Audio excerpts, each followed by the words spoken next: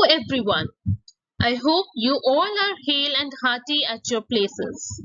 Today, in this video, we are going to discuss the second part of the play Tughlaq, written by Girish Karnad. If you have missed the first part of this play, then you'll find its link in the description below. So, let's get started. Before we continue with the journey of the wisest fool in Indian history, that is Muhammad-bin-Tughlaq, let's quickly do a recap of part 1 of this play. Now, we see that the Sultan, that is Muhammad-bin-Tughlaq, is a learned man who has read varied literature including Plato. So, he introduces the idea of secularism in his kingdom, which is of course not appreciated by the Muslim population who were in majority back then. The Hindus are also a little bit skeptical because they are not used to such great treatment of equality by the rulers. Next, he makes a very important decision of shifting his capital from Delhi to Daulatabad. There were several reasons behind it. The first and foremost being that Daulatabad would be the center of his entire kingdom, and thus it would protect the capital from the foreign invasion. Also, Daulatabad was a Hindu land, so the principle of secularism would be better established over there.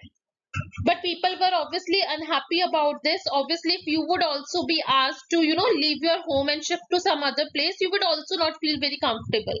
So people were not happy with this decision.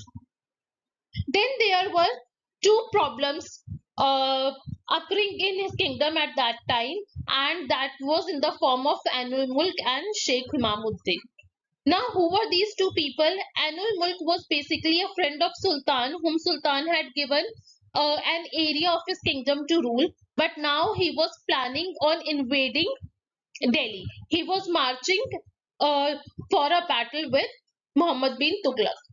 Whereas Sheikh Imamuddin was conducting public meetings accusing Muhammad-bin-Tughlaq of killing his own father and brother in the greed of the throne.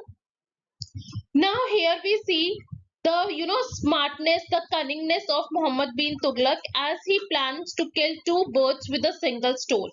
What does he do? He convinces Sheikh Imamuddin of peace and everything, and he says that you have to go to Ainul Mulk with the message of peace. Somehow he convinces him using religion and all his philosophical talks. He gives him very new clothes and sends him to the war front. Now, what was the catch here was that Sheikh Imamuddin looked exactly like Muhammad-bin-Tughlaq, and once he wore the royal robe, it was very difficult to differentiate that he is not Muhammad-bin-Tughlaq. Instead, it's Sheikh Imamuddin.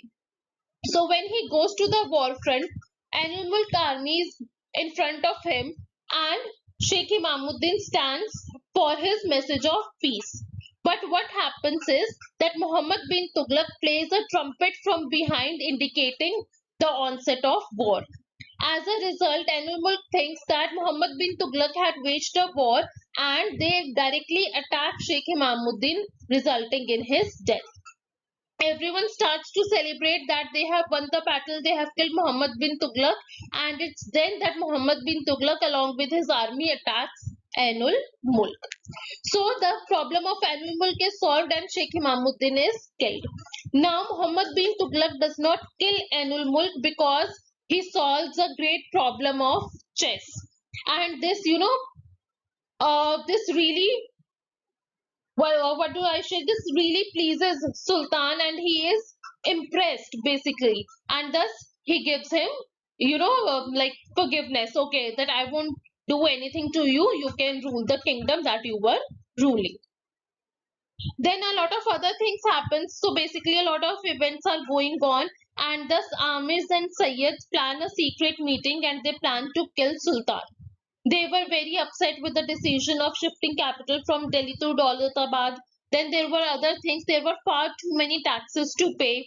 So some of them comment that we cannot even cheat without having to pay for it. So people were highly frustrated. Earlier they were like they wanted to protect the religion also, because they could not understand the secularism and the new ideas that the Sultan was implementing. But later on we find they were not much concerned with the religion. Why? Because they decide to kill Sultan during the prayer time, because obviously everyone has to kneel and leaves all his weapons behind while they are in the prayer position. So that was the best time when they could have killed Sultan. Another major event that takes place is that Sultan asks or basically invites Ghiyasuddin Muhammad, who is the descendant of Abbasid Khalid, to come and guide him in his moral journey, in his spiritual journey, and guide him on how to rule the kingdom. Then the final day comes when the murder was to be executed, but that murder conspiracy fails. Why? Because Hindu soldiers, they protect Muhammad-bin-Tughlaq. Hindu soldiers were not uh, in any duty bound to, do the namaz or something. So while everyone was in the prayer position and the people, Amirs and Sayyids, come to, kill Sultan, Hindu soldiers charge in and they kill everybody, leaving only Shihabuddin behind. Who is Shihabuddin? Shihabuddin was a trusted person of Muhammad bin Tughlaq, whom he had called to take care of his kingdom in his absence. But Shihabuddin is also, convinced by all the people, and he also eventually joins in the murder. Although before executing this murder conspiracy, he tries to convince Sultan to drop his decision from shifting his capital from Delhi to Daulatabad. But we see that Sultan is adamant, and although he does not show that he's a tyrant and he's not going to listen to anyone, he gives all his philosophical speeches about change and a new society and all that stuff, but the result remains same, that he is not ready to listen to anybody else suggestion. So anyways, the murder conspiracy fails, everyone is killed, but Shihabuddin is killed by the Sultan himself, and he is very very brutally murdered by him. This scene, reflects the violent streak in Muhammad bin Tughlaq, and it also displaces the, double facedness or multiple facets of his personality, as he makes an announcement in the kingdom that there was a attack on Sultan and Shihabuddin died the death of a martyr. He died saving the Sultan. He did not accuse of killing him because nobody would have had believed it, and Shihabuddin was also a prince of another kingdom. So he was afraid of his father's revenge as well. So he declared, his death from being a traitor to a martyr. So he was, a great actor also, who acted like he was very generous and everything, but somewhere deep inside there was violence and tyranny that had filled him. Now, having discussed the part 1 of the play, let's quickly move on to the part 2. The part 2 of the play starts with scene 7, wherein we see a new step taken by Sultan, that is the introduction of copper currencies. Now, obviously, according to Sultan, this is a very wise move, because there was a shortage of gold and silver coins, and Sultan was in need of money because he had to raise a very large army. So he introduced the token currency of brass and copper coins, since they were cheap. However, this resulted in counterfeiting. So people started minting their fake coins. Now he had appointed ministers of it, but that policy utterly failed, because there were no royal seals on these coins, there were merely inscriptions. So a lot of counterfeiting coins started to get produced in his kingdom. Now, who were the main people that have been discussed in the play who are involved in this crime? They are Aziz and Azam. If you remember, Aziz is that same man who in very scene 1 had conned the Sultan by, changing his attire into that of a Brahmin. And he had done a case on Sultan and had won a land in return, as well as a job in his court. So now Aziz is again here. He is very treacherous, and along with his friend Azam, he is counterfeiting coins. Then we also see that the journey from Delhi to Daulatabad is full of sufferings, and this plan of Sultan entirely fails. Why? Because Sultan, although had given very clear instructions, he had on his part taken care of food and medical facilities of his public, but there were so many corrupt people, corrupt officials in a position that the poor people only and only suffer. A lot of people lose their lives on the way because obviously it was a very long and a hard journey on foot. Some died because of lack of proper food, some died because of lack of proper medication. Why? Because again, the corrupt people like Aziz and Azam didn't help poor people until and unless they paid them some kind of money. And if they were really extremely poor, then they had no money to bribe Aziz with. And as a result, Aziz was so cold hearted that he would gladly let anyone die than help them out. So people suffer a lot, and there is a lot of poverty, and obviously people are very unhappy because they will only blame Sultan because he was the one who moved them from their homes in Delhi to Daulatabad. Now here we see the trickery, the cunningness, and the villainous nature of Aziz, as he says that politics is full of brainless people but could ensure wealth, success, position and power. This is what he wanted, and he does not leave a single opportunity to mint money. Now starts scene 8 of the play. The setting of this scene is in the Daulatabad fort, and it occurs after a period of 5 years.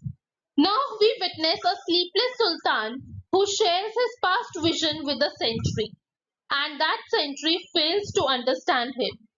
This small scene is very significant as it symbolizes the lack of communication of Sultan with the world.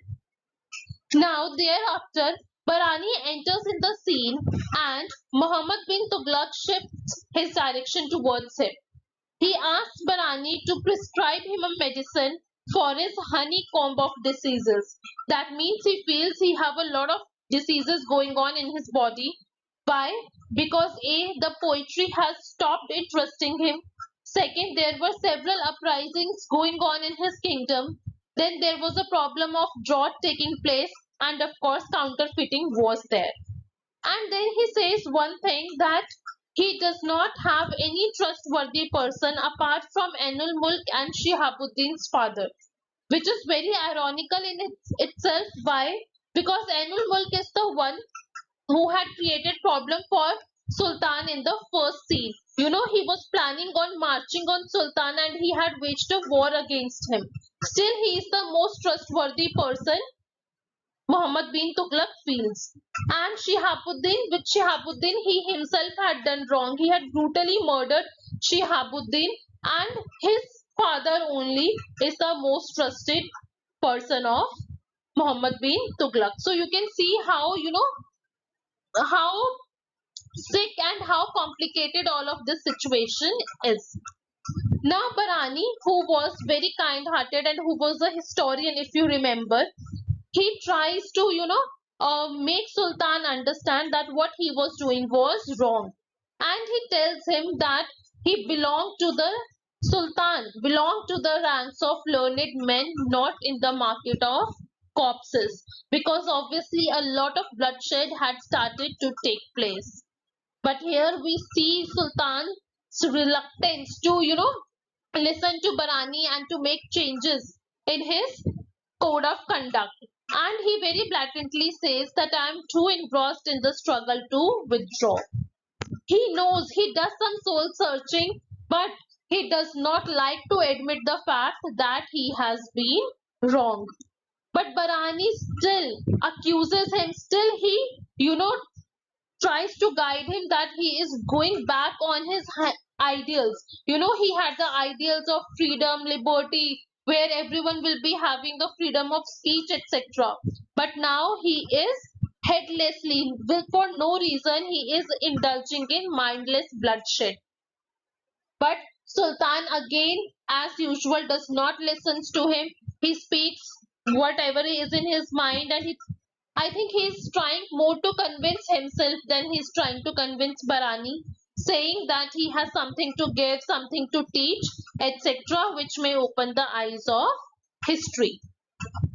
Now, while he was doing this conversation with Barani, he receives another news that hits him like a huge shock, and that was the murder of his loyal Wazir Najib. Scene 9 unfolds outside of the fort. Now Aziz and Azam are seen robbing the travelers, but Aziz is sick of running and hiding. He wants to be able to rob a man and then stay there to punish him for getting robbed. I mean, just can you see how ambitious and ruthless he is? Like, look at the nerves of this man. First, he wants to rob the man, and then he wants that person only, the victim only, to get punished, as if it was his fault that he got robbed. So, he is extremely power hungry, and fate also favors them, because one day what happens, because of mistaken identity, because of some confusion, Ghiyasuddin is brought to them, you know, with hands and feet tied. And when they get to know that Ghiyasuddin is actually the descendant of Abbasid Khalid and he was going into the Sultan's fort, he had been invited over there. Aziz comes up with a great plan. He kills Ghiyasuddin and disguises himself as the descendant of Abbasid Khalid and goes to meet Sultan. Now, the problem of counterfeiting is again portrayed in scene 10, when stepmother draws Sultan's attention towards cartloads of copper coins that were there outside of palace. And of course, all of them were fake and could not be admitted to treasury. But at that point, the main concern of Sultan was to figure out who had murdered Najib. Now Sultan and stepmother gets into a conversation and they find revealing their secrets to each other. In the heat of the discussion, the stepmother says that it was a good riddance because we have already seen that stepmother had disliked Najib from the very beginning. According to her, Najib was leading Sultan astray. He was leading him on the path of violence because Najib was really cold-hearted and ruthless in his ways. And then she confesses that it was her who had actually killed Najib. And then she also comments that it was easier than killing one's father and brother, and it was better than killing Sheikh Imamuddin. So basically, in these two sentences, you can see that she calls out Sultan on his wrong killings, because she also believed that it was wrong of Sultan to kill his father and brother and also Sheikh Imamuddin, as they all had been done by the wrong means. And here you can see that how Sultan's kingdom has become a kitchen of death, as his mother has also got involved now in murdering people. And for the very first time, we have seen that in part 1 also people have accused him of the murders, of killing him, of they have accused him of killing his own father and brother, but Sultan has never owned up to it. He has never, believed, or he has never said that yes, those accusations were justified. But here, for the very first time, he confesses killing them, but again he says that he killed them for an ideal. Because no matter what, this man was never going to accept that he had done something wrong.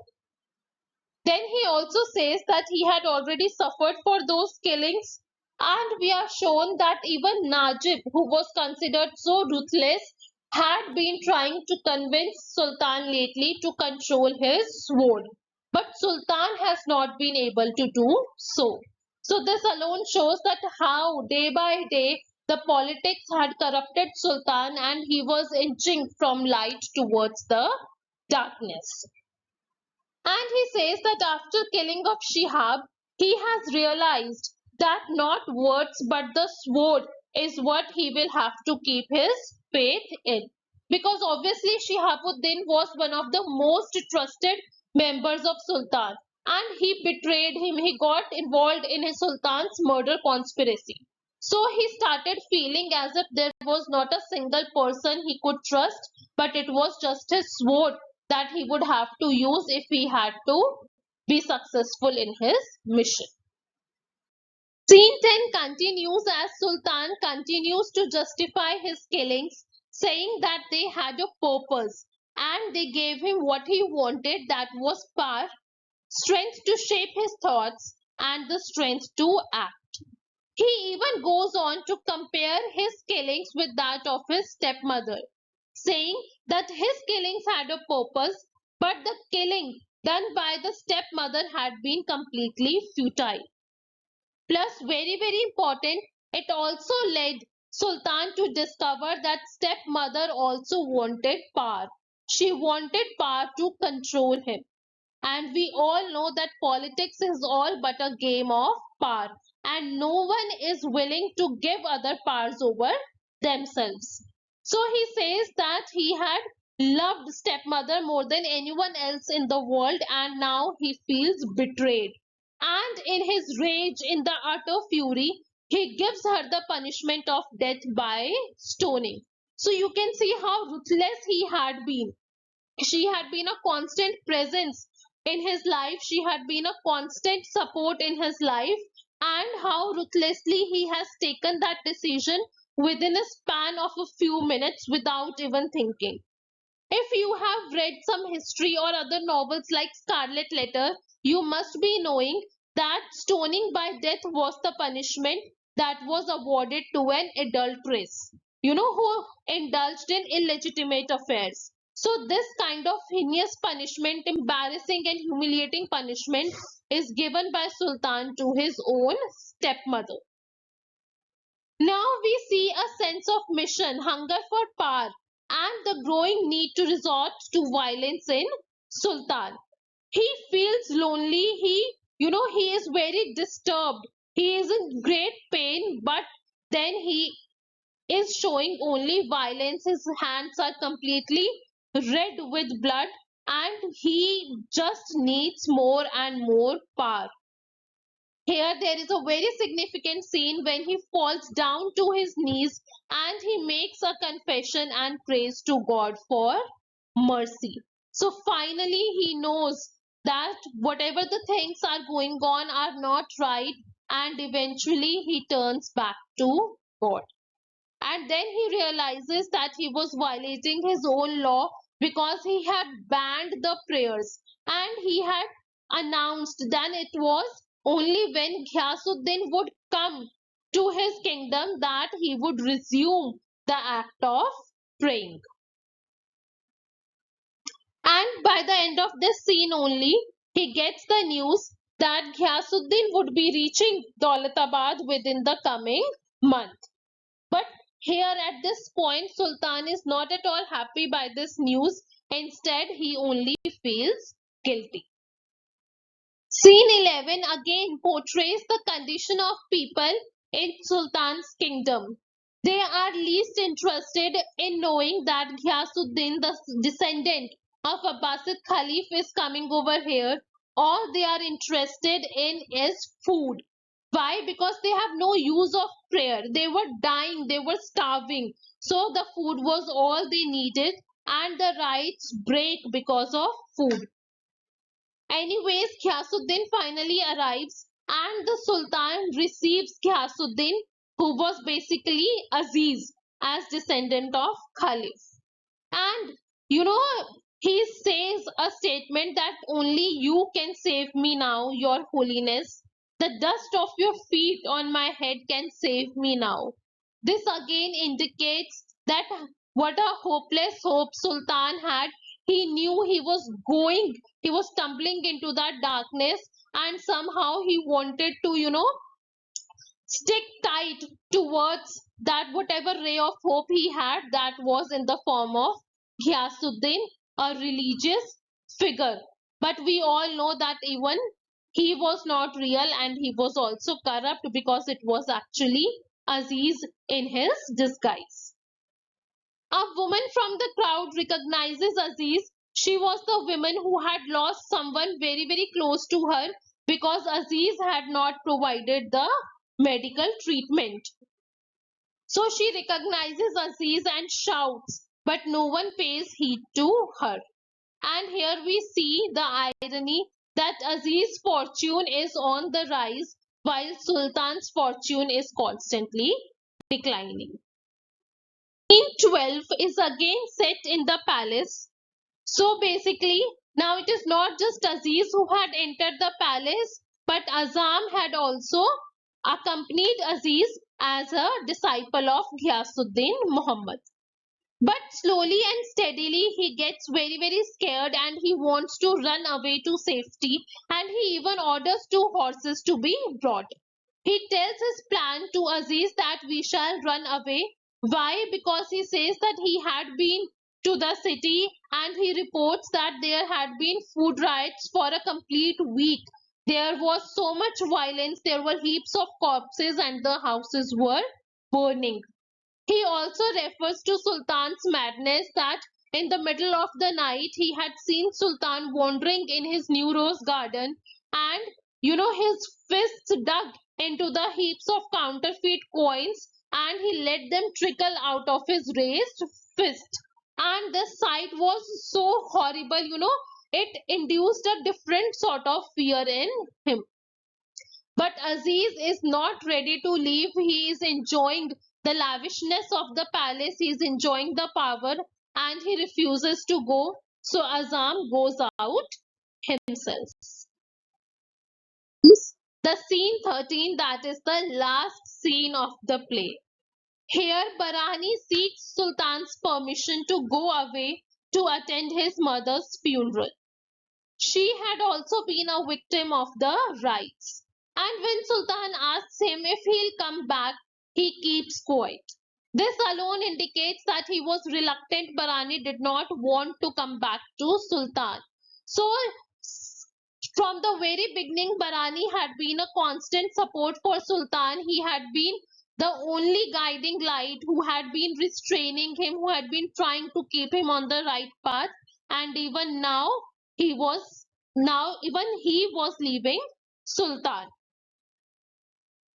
Next, that important event that happens is the Azam's death is reported to Sultan. And when he gets to know about it, Aziz is called and Aziz very frankly owns up to what he is. And he reveals his identity that he's not Ghiyasuddin, but he is a Dhobi from Shiknar. And very unabashedly, with no shame at all, he boastfully tells Sultan about his career of crime. And he says that he had been Sultan's true disciple. Earlier, he had been disguised as a Brahmin. Then, on the way to Daulatabad, he had become an officer. Then, he made counterfeit coins. Then, he became a farmer in Doab. He became a robber in the hills. And now, finally, he was a descendant of Abbasid Khalif. And at last, he says that during all this time, he had a revelation that this was all human life was worth. The mystery of death was nothing but straw and skin. And this reply gets stuck with Sultan. Even the soft-hearted Barani urges Sultan to give a very, very strict punishment to Aziz, but he forgives him. So again you can see when Anul Mulk has also done something wrong, but Sultan has so easily let him go because Anul Mulk had applied his brain and he had told him about a very great chess problem. So getting impressed, he had let him go. And here also he does the same thing. Now, is he really concerned about justice? I think not. And he says, sweep your logic away into a corner, Barani. All I need now is myself and my madness. So he knows that he is, acting like mad, but he is very happy being that mad person and he does not want to listen to any logic or act in a wise manner. Tan also tells Barani his plan to return to Delhi. So you can see earlier when everyone was trying to tell Sultan that it was not a good idea to shift from Delhi to Daulatabad. He had refused to listen to everyone, and now he again wants to return to Delhi. We have already seen so many people had died and suffered in shifting from Delhi to Daulatabad. A few had survived, and even they were poverty stricken. There were so many food riots, so much violence was going on. What do you think? How many will be able to survive in their return journey from Daulatabad to back to Delhi? So half of the population would be wiped out like that only. And there is of course no prosperity. There is only just poverty. So this is how the history witnessed the decline of Muhammad-bin-Tughlaq's rule. Anyways, not delving into the history further, the play finally comes to a close on a somber note. The Sultan is seen very tired and he wants to sleep, and he asks Barani to pray for him before he goes. Now, the call for the prayer is heard in the background, but we find that the Sultan is fast asleep. And one of the servants comes and he covers Sultan with a blanket, and he does not have in his heart to wake up Sultan for the prayer. So it's very heart touching to see that he lets Sultan sleep. And it also shows that natural needs are far more important than political necessity, because once there was a time when Sultan used to find difficult in sleeping, or he had no time to sleep because he was always busy in making policies for the welfare of people. But now he is so dead tired that he sleeps just before the time of the prayer. So obviously things like sleep that is natural for a human body cannot be ignored for so long. However, just as the call for the prayer fades in the background, immediately Sultan opens his eyes and he looks around faced. It was as if his unconscious had nudged him awake at prayer time. Maybe this shows that maybe there was some hope, for Sultan's redemption. Maybe he could turn into a better person. So that's it. With this, we conclude the play Tughlaq. I personally found the personality of Muhammad bin Tughlaq to be very, very interesting. In true terms, he is a great character. He has some positive elements in it. Basically, he starts off with, 80% white character and only 20% shade of black in it. But slowly and eventually, he evolves as a more darker character, and very few rays of light are left in him. But still, as the play unfolds, we get to peel off several layers of Sultan's character, making him a very interesting one to study. So that is it, and I hope you liked the video, and if you found it useful, please like, share and subscribe. Till we meet next, bye bye everyone, and keep reading.